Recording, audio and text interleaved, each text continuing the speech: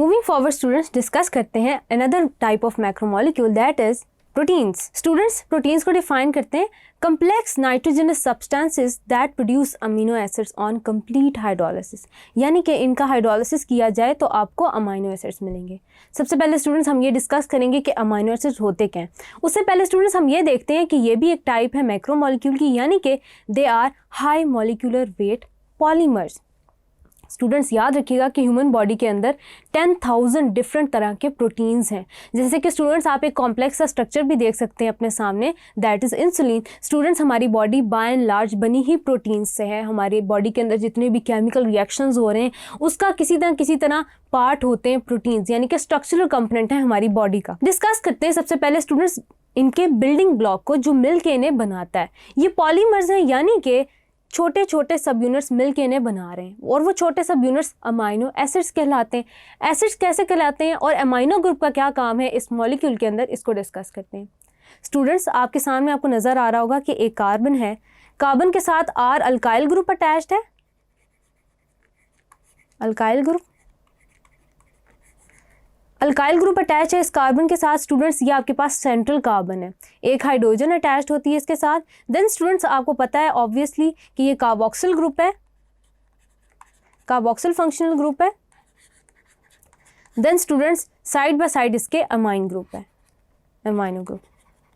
इसी वजह से स्टूडेंट्स इसको कहा जाता है अमाइनो एसिड। स्टूडेंट्स ये जो आर ग्रुप है ये डिफ्रेंशिएट कर रहा होता है different types of amino acids को। स्टूडेंट्स याद रखिएगा कि हमारी बॉडी के अंदर तकरीबन 20 to 22 अमाइनो एसिड्स हैं। वही अमाइनो एसिड स्टूडेंट्स अपनी कॉन्फ़िगरेशन चेंज करके 10,000 डिफरेंट तरह के प्रोटीन्स बनाते हैं। स्टूडेंट्स याद रखिएगा कि आपके पास उन 20 में से 10 अमाइनो एसिड्स एसेंशियल होते हैं जबकि 10 नॉन एसेंशियल होते हैं। स्टूडेंट्स एसेंशियल अमाइनो एसिड्स वो होते हैं जो आपकी बॉडी जनरेट नहीं कर सकती या नेचुरली आपकी बॉडी में प्रेजेंट नहीं है, और 10 नॉन एसेंशियल अमाइनो एसिड्स वो होते हैं जो आपकी बॉडी में नेचुरली प्रेजेंट होते हैं।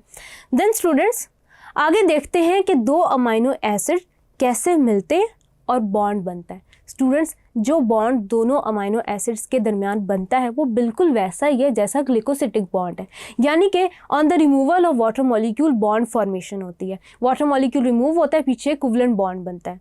स्टूडेंट्स आपके सामने दो अमाइनो एसिड्स हैं, हमने लिख दिया उनको।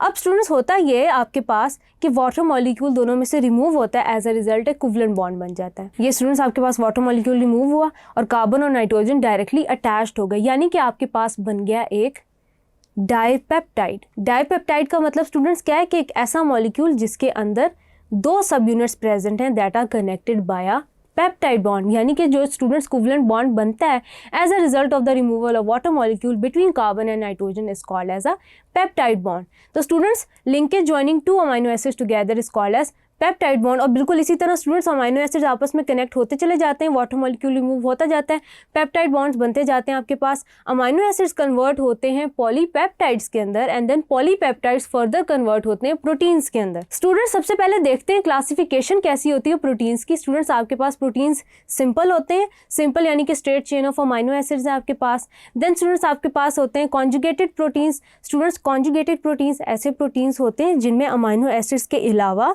या उनकी चेन के अलावा कोई नॉन प्रोटीन पार्ट या प्रोस्थेटिक ग्रुप अटैच्ड होता है। प्रोस्थेटिक ग्रुप स्टूडेंट्स कोई भी नॉन प्रोटीन पार्ट हो सकता है।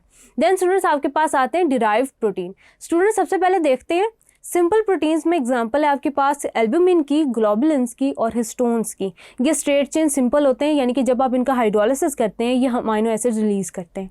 देन स्टूडेंट्स हम चलते हैं कॉन्जुगेटेड प्रोटीन्स की तरफ। स्टूडेंट्स कॉन्जुगेटेड प्रोटीन्स में आपके पास ग्लाइकोप्रोटीन्स वो प्रोटीन्स होते हैं जो कि कार्बोहाइड्रेट से एसोसिएटेड होते हैं। इसी तरह स्टूडेंट्स आपके पास जो न्यूक्लियोप्रोटीन्स होते हैं, न्यूक्लियोप्रोटीन्स स्टूडेंट्स आपके पास वो प्रोटीन्स होते हैं जो कि न्यूक्लिक एसिड से कनेक्टेड होते हैं। अब स्टूडेंट्स यहाँ पे न्यूक्लिक एसिड क्या हो गया, नॉन प्रोटीन पार्ट। बिल्कुल इसी तरह स्टूडेंट्स ग्लाइकोप्रोटीन्स की केस में प्रोटीन्स कनेक्टेड हैं कार्बोहाइड्रेट से, where carbohydrate serve as the non protein part. Derive proteins students जो आपके पास डिराइव प्रोटीन्स होते हैं वो as a result of hydrolysis जो प्रोडक्ट्स जनरेट होती हैं of that of simple and conjugated proteins, उनको हम कहते हैं डिराइव प्रोटीन्स, जिनमें स्टूडेंट्स आपके पास आ जाते हैं peptones, proteoses and that of peptides. ये तो हो गया स्टूडेंट्स आपने टाइप्स डिस्कस की। फर्दर ऑन हम डिस्कस करेंगे structure of proteins. Thank you.